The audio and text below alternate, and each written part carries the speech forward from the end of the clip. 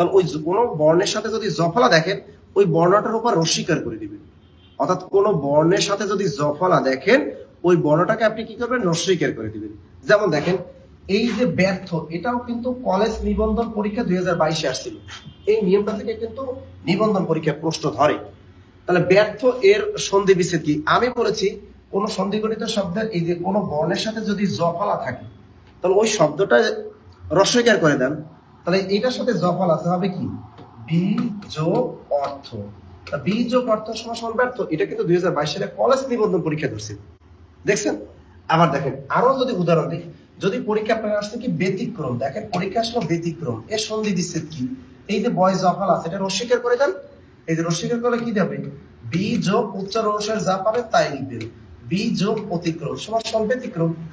এরপর দেখেন যদি আপনার পরীক্ষা আসে ব্যাকরণ, এর সন্ধি বিচ্ছেদ কি, ব্যাকরণ। এই যে দেখেন বয় জফলা আছে সেটা অস্বীকার করে দেন, তাহলে হবে কি বি যোগ, এখানে কোন ধ্বনি আছে, আ ধ্বনি আছে, আ ক রণ।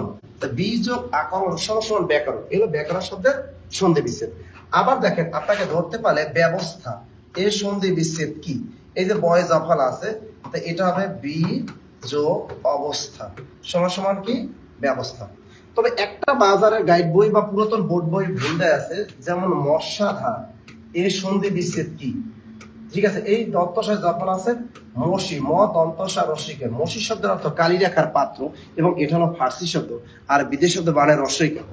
বাংলা একাডেমি আধুনিক বাংলা অভিধানে এই মশাধার শব্দের সন্ধি বিচ্ছেদ দেয়া আছে মসি যোগ আধার সমান মশাধার। কিন্তু পুরাতন বোর্ড বই এবং বাজারে প্রচলিত গাইড বইগুলোতে এখানে দেয়া আছে মসি বানানটায় দীর্ঘইকার। ক্লিয়ার?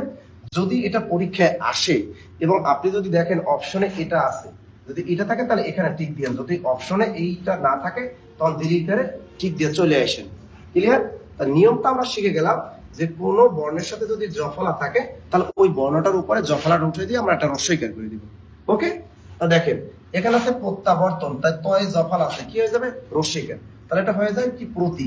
এই দেখেন প্রতি, এখানে কোন ধ্বনি আসছে, আ ধ্বনিটা আসছে, আ।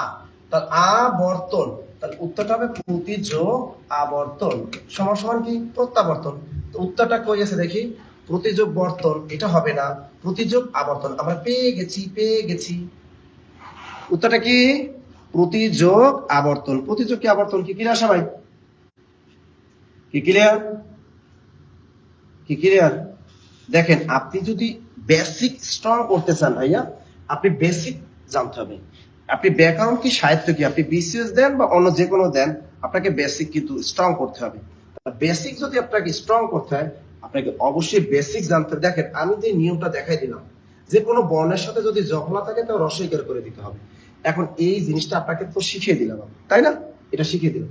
এখন এর অধীনে যদি কোনো পরীক্ষায় যদি কোনো শব্দ আপনাকে বানিয়ে দেয় আপনি তো ইজিলি পারবেন যে নাসির স্যার ক্লাসে শিখিয়েছে যে যদি কোনো বর্ণের সাথে যদি জফলা থাকে তাহলে ওটা আমরা রস্বইকার করে দেব, বাকি যা উচ্চারণ অনুসারে যা থাকবে তাই বসাই দেব। কি ক্লিয়ার? পারবেন এটা?